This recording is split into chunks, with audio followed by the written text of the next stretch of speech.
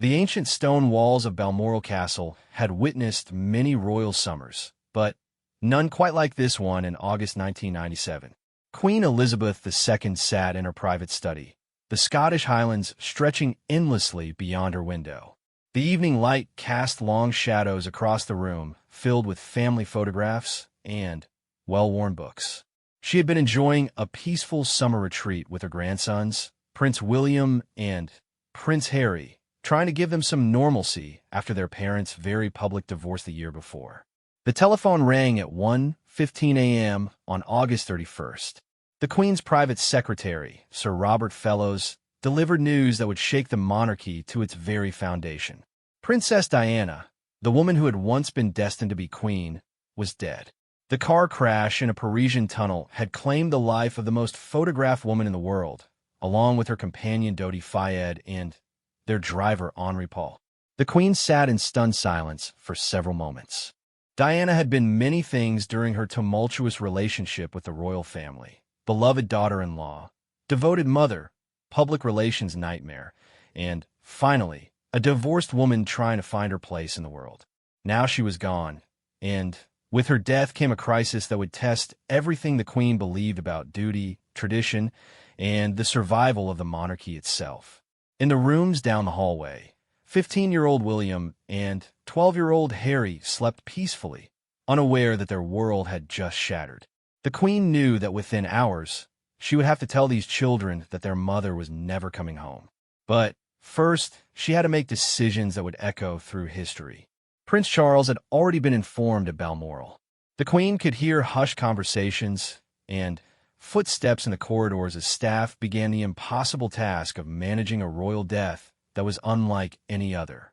Diana was no longer officially royal, yet she remained the mother of the future king. She was a private citizen, yet her every move had been followed by millions around the world. Her death would demand a response that balanced these contradictions. The first decision came quickly. The Queen instructed that the boys should be allowed to sleep until morning. They deserved a few more hours of childhood before grief would change them forever. She also made it clear that Prince Charles should fly to Paris immediately to bring Diana home. Whatever had happened between them during their marriage and divorce, Diana was still the mother of his children and deserved to be treated with dignity in death. As the night wore on, the Queen found herself reflecting on the young woman who had entered their family with such hope and promise. Diana had been just 19 when she married Charles, a shy kindergarten teacher who had captured the world's imagination. The Queen remembered watching Diana during those early years, seeing how she brought warmth and spontaneity to the rigid world of royal protocol. There had been moments of genuine affection between them, particularly when Diana was pregnant with William and later with Harry. But the marriage had been troubled almost from the beginning. The Queen had watched, often helplessly, as the fairy tale turned into a very public nightmare. Diana's struggles with mental health, the affairs on both sides, the explosive interviews, and, finally, the bitter divorce proceedings had all played out under the relentless gaze of the media. The Queen, trained from birth to never show emotion in public, had found Diana's openness both refreshing and deeply unsettling. The telephone continued to ring throughout the night. Government officials, family members, and senior courtiers all needed guidance on how to respond to this unprecedented situation. The Queen listened to each conversation, her mind working through the implications of every decision. She understood that the next few days would be crucial for the future of the monarchy. One wrong move could turn public grief into anger directed at the royal family. By dawn, the first newspaper headlines were already being prepared around the world. The Queen knew that Diana's death would dominate global news for weeks to come. She also knew that the British public, who had watched Diana grow from a blushing bride into a confident humanitarian, would be looking to the royal family for leadership during this time of national mourning. The mourning brought new challenges. The boys had to be told, arrangements had to be made, and, most importantly, the Queen had to decide how the monarchy would respond to this crisis. Traditional royal protocol offered little guidance for the death of a divorced former princess who had become a global icon. The Queen would have to write a new chapter in the long history of royal response to tragedy. As she prepared to wake her grandsons and change their lives forever, Queen Elizabeth II could not have imagined that the decisions she made in the coming days would become some of the most analyzed and debated moments of her long reign. The woman who had spent her entire life following tradition and protocol was about to embark on a journey that would force her to break with both, not to abandon them, but to save them for future generations. The Scottish morning air felt unusually heavy as Queen Elizabeth II walked down the corridor toward her grandson's rooms.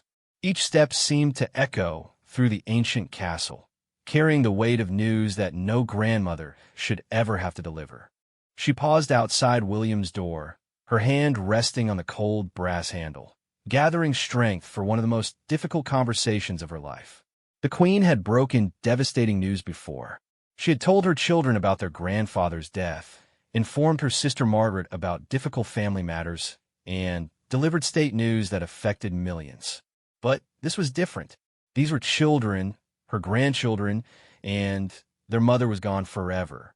The formal training that had prepared her for nearly every aspect of royal life had not covered this moment. William answered her gentle knock, still sleepy and confused by the early hour. The Queen's composure nearly broke when she saw his tousled hair and innocent expression. In the quiet of his bedroom, with the Highland morning light filtering through heavy curtains, she told him that his mother had been in an accident and would not be coming home. The 15-year-old boy's world collapsed in an instant, but the Queen held him steady, her own grief pushed aside to comfort his. The scene repeated with Harry, whose 12-year-old mind struggled to understand the permanence of death. The Queen found herself explaining not just what had happened, but why his mother would never again call to check on him, never attend another school event, never give him one of her famous hugs.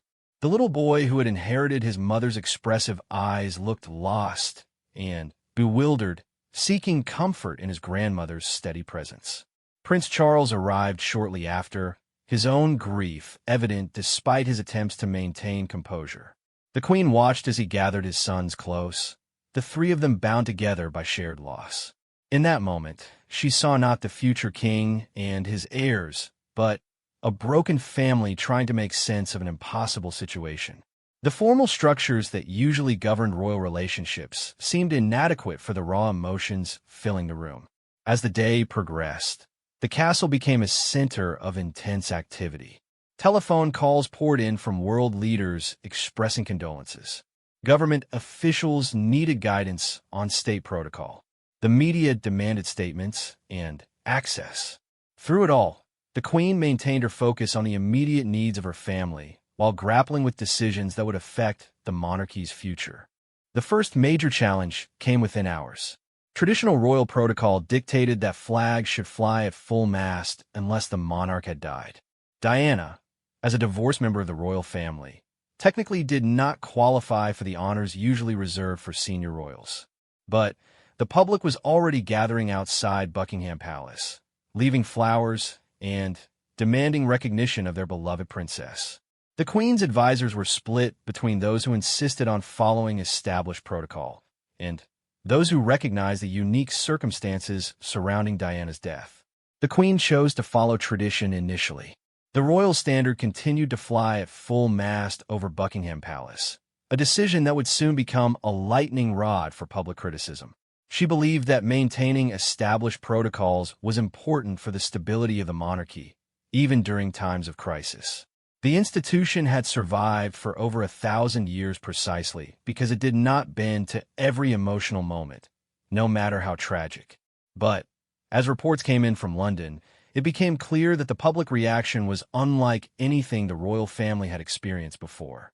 Crowds were gathering not just outside Buckingham Palace, but at Kensington Palace, where Diana had lived. Flowers, cards, and personal messages were piling up at an unprecedented rate. Television news was broadcasting continuous coverage, with commentators struggling to capture the scale of public grief. The Queen's private secretary brought her newspaper headlines from around the world. Every major publication led with Diana's death, many featuring photographs of the princess with William and Harry. The images reminded everyone of Diana's role as a devoted mother, making her death feel personal to millions of people who had never met her, but felt they knew her through the media coverage of her life. Prince Philip, the Queen's husband of 50 years, offered his characteristic practical perspective. He reminded her that they had always weathered storms by sticking to their principles and letting time prove the wisdom of their approach. He was concerned that abandoning protocol in response to public pressure would set a dangerous precedent for future crises. The monarchy's strength came from its consistency and reliability, not from following popular opinion. But the Queen was also hearing from younger members of the family who understood the changing nature of public expectations. They warned her that the world had changed dramatically during her reign, particularly in the relationship between public figures and the people they served. Diana had embodied this new approach, connecting directly with ordinary people in ways that traditional royalty had never attempted. As evening approached at Balmoral, the Queen made a decision that surprised many of her advisors. She announced that the family would attend church the next morning as planned, maintaining their normal routine despite the tragedy. To many, this seemed like appropriate steadiness during a crisis. To others, it would appear to be cold indifference to Diana's death and the public's grief. The Queen was walking a tightrope between competing demands and expectations. She needed to honor Diana's memory and acknowledge the public's grief while also protecting the monarchy from being overwhelmed by emotion. She had to comfort her grandsons while also fulfilling her duties as head of state. Most challenging of all, she had to balance her personal feelings about Diana with her responsibility to preserve the institution that would one day belong to William. That night, as the Queen prepared for what she knew would be days of intense scrutiny and difficult decisions, she could not have predicted that her initial response would spark a crisis of confidence in the monarchy itself. The woman who had spent decades earning the respect and trust of her people was about to face the greatest challenge to her reign, not from political opponents or constitutional crises, but from the British public's genuine grief for a princess who had touched their hearts in ways the Queen was only beginning to understand. The Sunday morning service at Crathy Kirk had always been a peaceful refuge for the royal family during their Scottish holidays. The small stone church, nestled in the Highland countryside, typically offered the Queen and her family a chance to worship away from the public eye. But on this September morning, as the royal car pulled up to the church, television cameras and reporters lined the road, their presence a stark reminder that nothing would be normal again. Queen Elizabeth II walked into the church with her head held high, her grandsons William and Harry beside her. The sight of the three generations of royalty maintaining their Sunday routine in the face of tragedy should have been reassuring to the nation. Instead, it became the image that crystallized growing public frustration with the royal family's response to Diana's death. The service proceeded as it had for decades, with traditional hymns and prayers. The minister offered a brief mention of Diana in his prayers, but the overall tone remained measured and formal. The Queen sang the familiar hymns, her voice steady and clear, giving no outward sign of the turmoil that surrounded her family. To those who knew her well, this display of composure under pressure was admirable. To the watching world, it appeared cold and distant. The journey back to Balmoral Castle revealed the depth of the crisis facing the monarchy. Television news was broadcasting continuous coverage of the growing shrine outside Buckingham Palace, where thousands of people were leaving flowers, photographs, and personal messages for Diana. The cameras showed children crying, adults openly weeping, and endless queues of people wanting to pay their respects to the woman they called the People's Princess. More troubling for the Queen were the interviews being conducted with ordinary people on the streets of London. Person after person expressed anger and disappointment with the royal family's response. Many questioned why the Queen had not returned to London immediately. Others criticized the decision to keep the flag at Buckingham Palace at full mast when the entire nation seemed to be mourning. Some went further, suggesting that the royal family had never appreciated Diana and were now showing their true feelings through their apparent indifference to her death. The Queen found herself facing criticism unlike anything she had experienced in her 45 years on the throne. She had weathered political controversies, constitutional crises, and family scandals, but never before had the British public seemed to turn against her personally. The woman who had devoted her life to serving her country was being portrayed as out of touch and uncaring. Back at the castle, senior advisors painted an increasingly worrying picture of public opinion. The newspaper headlines were becoming more critical each day. "Show us you care," demanded one tabloid. "Where's our queen when we need her?" asked another. The broadsheet newspapers, usually more respectful of royal dignity, were also questioning whether the monarchy's response was appropriate for such an extraordinary situation. The Queen's press secretary reported that requests for interviews and statements were pouring in from around the world. Foreign media were particularly puzzled by what they saw as the British royal family's cold response to Diana's death. American television networks were running stories about the contrast between the warm, emotional Diana and the seemingly distant royal family. The story was becoming less about Diana's tragic death and more about the monarchy's failure to connect with modern Britain. Prince Charles found himself caught between loyalty to his mother and understanding of the public mood. He had seen firsthand how Diana connected with ordinary people, how she could make anyone feel special and understood just by giving them her full attention. He knew that the public's grief was genuine and deep, born from years of feeling personally connected to Diana through her charity work and public appearances. The Queen's younger advisors, many of whom had worked with Diana during her years in the royal family, were becoming increasingly worried about the long-term damage being done to the monarchy's reputation. They argued that the Queen needed to acknowledge the unique circumstances surrounding Diana's death and respond in a way that honored both royal tradition and public expectations. The old rules, they suggested, were not adequate for this new situation. But the Queen remained convinced that maintaining dignity and protocol was the right approach. She had learned from her mother, Queen Elizabeth, the Queen Mother, that the royal family's strength came from their ability to remain steady during times of crisis. The British people might be emotional now, but they would eventually appreciate the monarchy's stability and consistency. Giving in to public pressure, she believed, would weaken the institution for future generations. The turning point came when television news began showing interviews with people who had personally benefited from Diana's charity work. A young man who had been comforted by Diana during his treatment for AIDS spoke about how she had held his hand when others were afraid to touch him. A mother whose child had been killed by a landmine described how Diana's campaign had given meaning to her loss. These personal stories reminded the nation why Diana had been so beloved and made the royal family's formal response seem even more inadequate. The Queen's most trusted advisors began to present her with a stark choice. She could continue following traditional protocol and risk permanent damage to the monarchy's relationship with the British people, or she could adapt to the extraordinary circumstances and find new ways to honor both Diana's memory and the public's grief.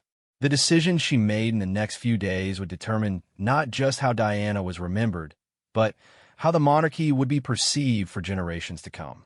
As Tuesday evening arrived, bringing news that Tony Blair, the Prime Minister, had spoken movingly about the people's princess, the Queen realized that she was facing the most significant challenge of her reign. The institution she had inherited and protected for nearly half a century was being tested in ways she had never imagined. The woman who had always believed that duty came before personal feelings was discovering that sometimes the greatest duty was to show those feelings to a nation that needed to see them. The Queen stood at her study window, looking out at the Scottish landscape that had always brought her peace.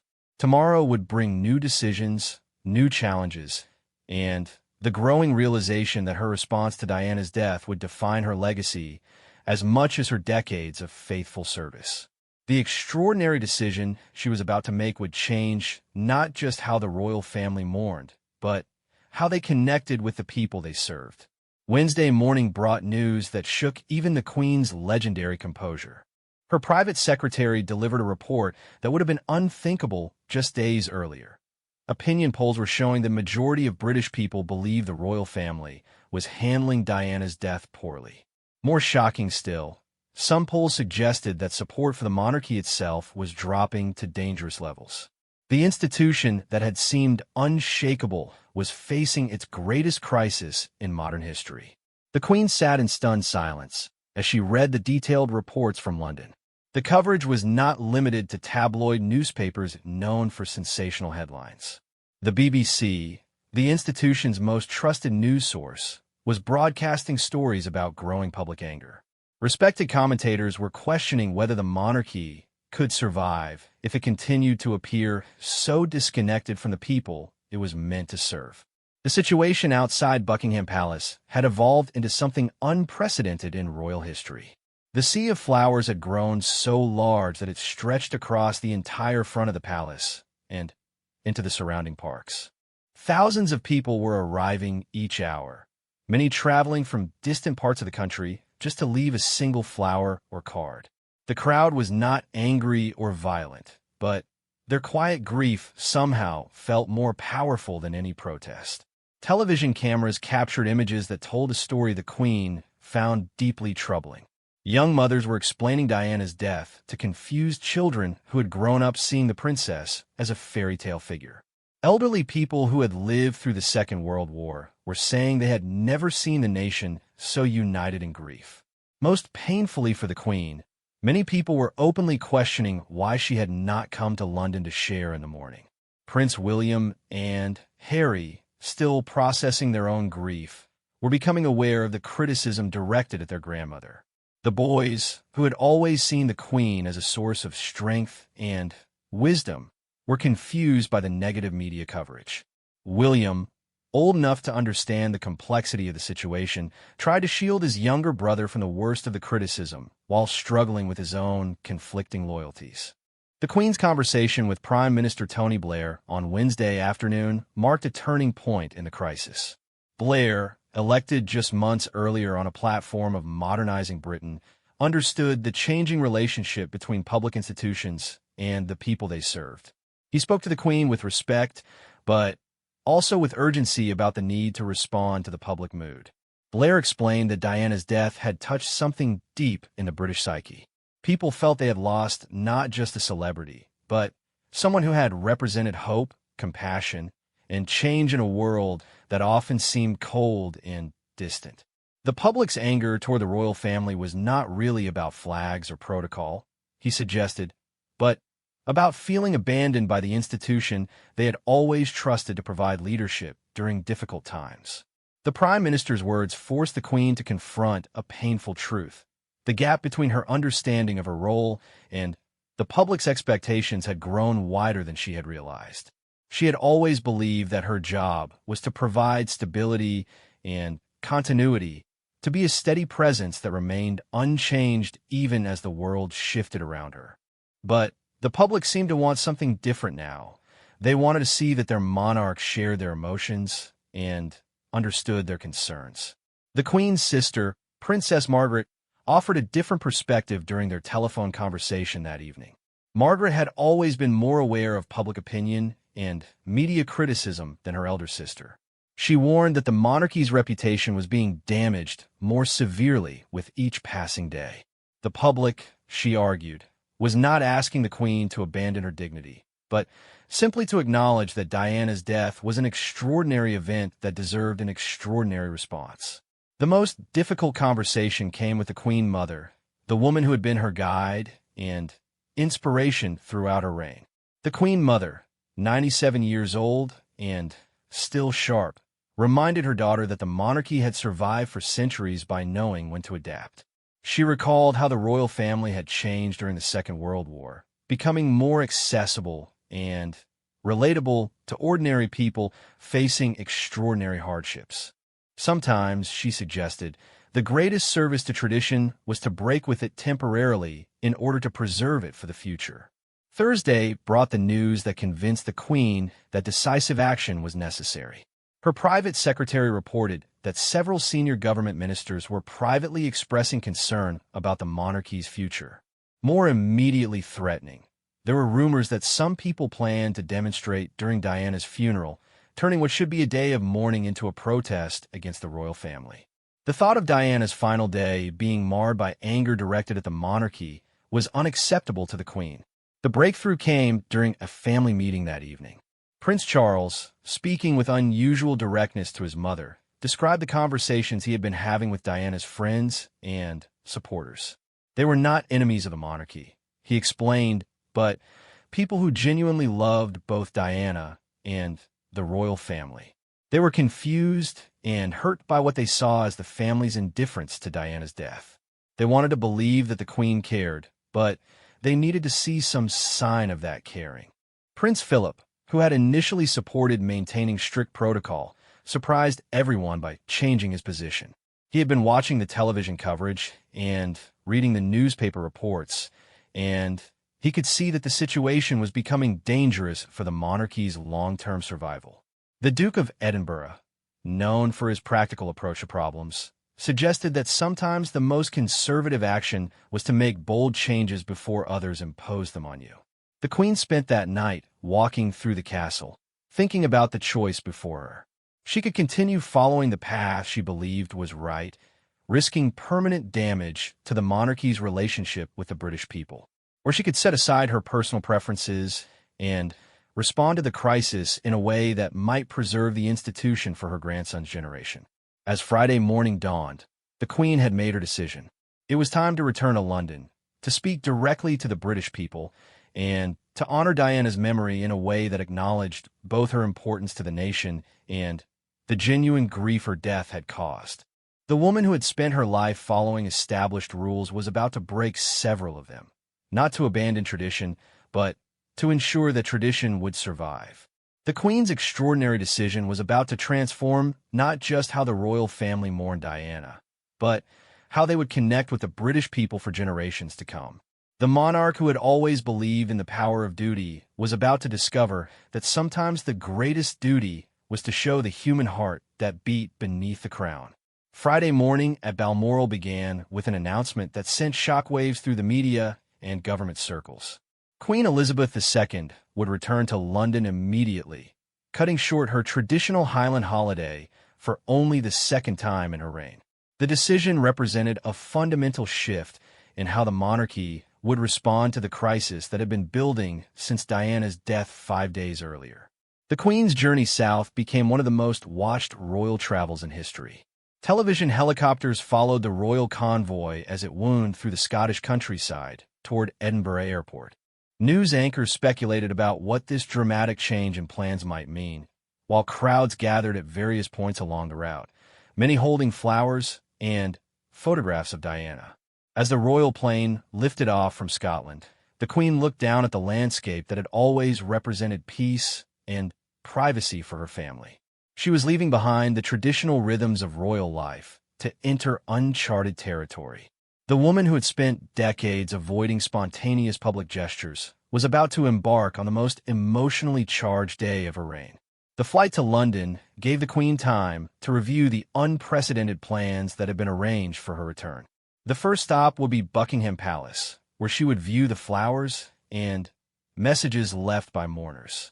This simple act would have been routine for Diana, who had always connected easily with crowds, but it represented a significant departure from royal protocol for the Queen, who typically maintained formal distance from public displays of emotion.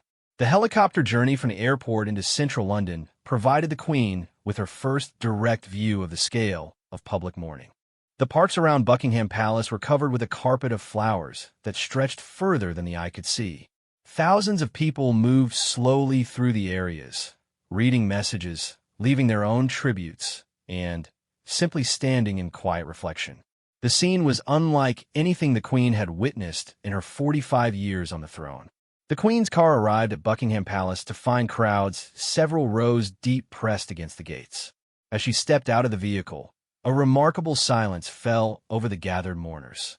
These were not the usual royal watchers who gathered for ceremonial occasions, but ordinary people who had come to express their grief for Diana and their confusion about the royal family's response. What happened next would be remembered as one of the defining moments of the Queen's reign. Instead of hurrying into the palace as protocol would normally dictate, she walked slowly along the fence, examining the flowers and reading the messages that had been left for Diana. The crowd watched in respectful silence as their 71-year-old monarch moved carefully through the display of public grief, her face showing the strain of the previous days. The Queen paused at a particularly large photograph of Diana with William and Harry placed carefully among dozens of roses and handwritten notes. For just a moment, her composed expression softened, and those close enough to see recognized a flash of genuine emotion. The image of the Queen standing among the flowers, reading the tributes to her former daughter-in-law, will be broadcast around the world within minutes. The most significant moment came when a young girl, no older than Harry, approached the Queen and handed her a bouquet of flowers. The Queen accepted the gift with a gentle smile and asked the child if she had known Diana. The little girl shook her head but explained that her mother had told her Diana was kind to children and that made her sad that the princess was gone. The Queen's response, captured by nearby cameras, was simple but profound. She was indeed very special, and we will all miss her. The Queen's decision to place the child's flowers among the other tributes, rather than handing them to an aide, sent a powerful message about her recognition of the public's grief. The gesture was small, but symbolically enormous, representing the monarchy's acceptance of Diana's special place in the nation's heart and the legitimacy of the public's mourning. Inside the palace, preparations were underway for the Queen's most important decision of all, a live television address to the nation. For only the fourth time in her reign, the Queen would speak directly to the British people about a matter of national importance. The previous occasions had been during the Gulf War, her 40th Jubilee, and following her Annus Horribilis in 1992. This broadcast would be different from all the others because it would require her to speak not as a constitutional monarch, but as a grandmother and as someone who had lost a member of her family.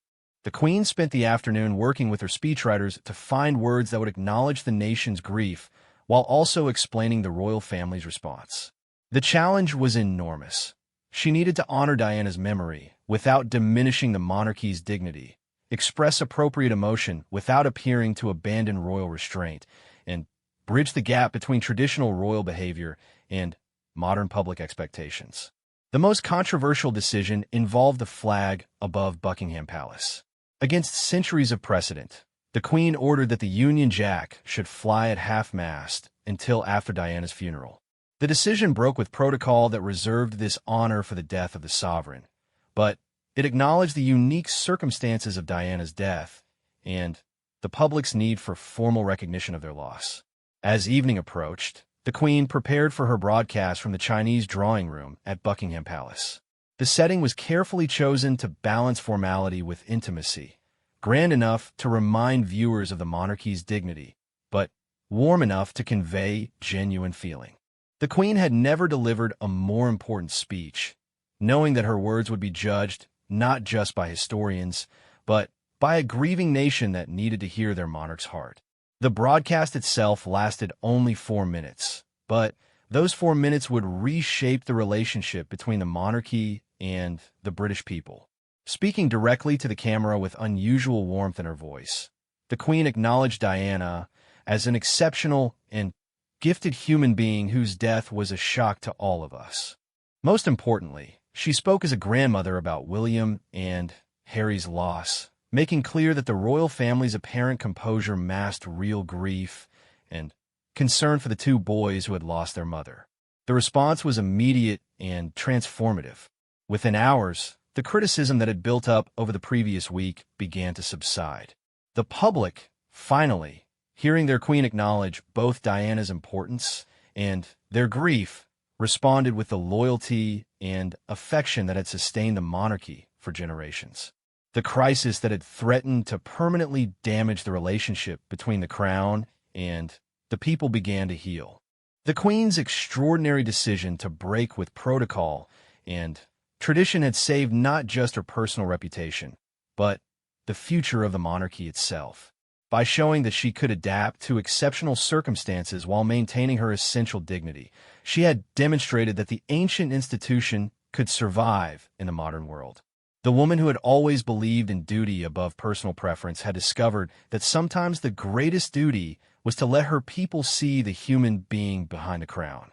Diana's funeral the following day would be remembered as one of the most watched events in television history, but it would be remembered too as the day the royal family and the British people came together in shared grief and mutual respect. The Queen's decision to return to London and acknowledge the nation's mourning had transformed a potential disaster into a moment of national unity that would strengthen the monarchy for the challenges ahead.